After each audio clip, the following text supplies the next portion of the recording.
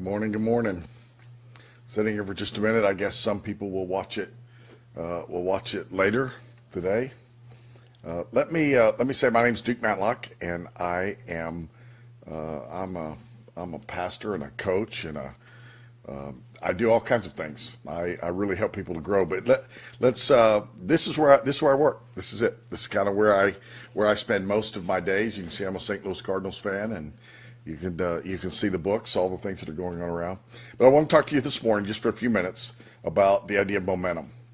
And how do you create momentum? Every person in their life has these moments where it seems like things aren't moving. It's true in business. It's true in churches and ministries, where you hit a plateau and you need things to move forward.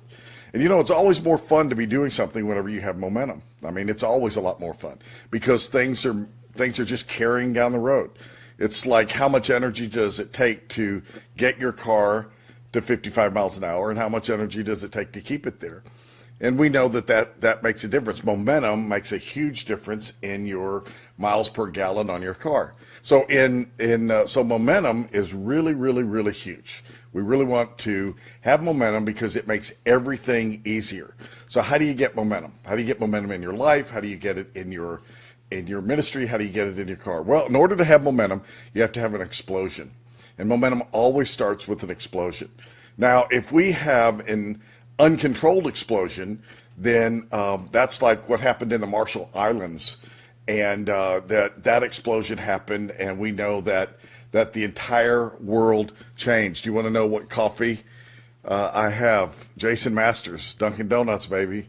Don't you know?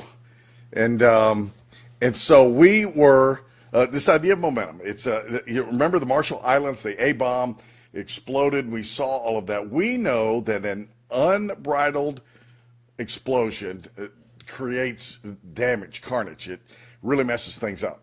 But we know that if we can have it controlled like an internal combustion engine, then we can have something that's really powerful and helps us to move things down the road without tearing everything up along the way.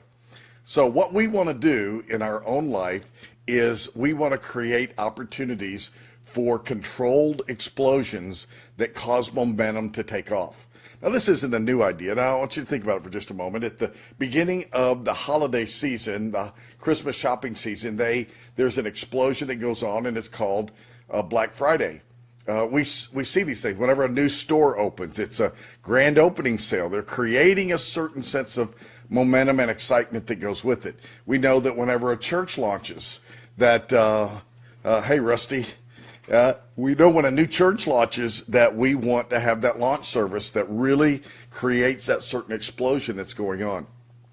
So I like to think of it like this. If you're going to get your life growing, your church growing, your business growing, you have to have a number of, like a V8 engine, a number of controlled explosions that are going off all at the same time. And they're going off in rhythm, and that allows it to happen. So in our book, Get Up and Grow, we talk about four primary areas.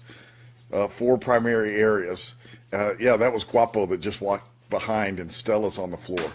But we said four primary areas of growth. And so we want an explosion in explosions going on in your spiritual life and in your success life, your mind, and all the things that are expanding, your health, and in your margin. And if we can get all of those explosions happening in a syncopated way, in a healthy way, then we can see you build momentum, and everything becomes simpler whenever you're moving and whenever you have momentum and it's carrying you down the road. So where could you have an explosion today? And what could you do to start something that would propel you forward? It's that moment when this happens, and it really makes a difference. It really makes a difference in how far you're going and how far you're going to get. Now, I won't have time to talk everything about momentum this morning, but I wanted to come on and spend just a couple of minutes with you, with Dunkin' Donuts, Guapo, and Stella here. I will spend the next 10 hours speaking with pastors and Christian leaders right here, one after another, standing in this very spot. So I look forward. Listen, I'll drop back by tomorrow. See you.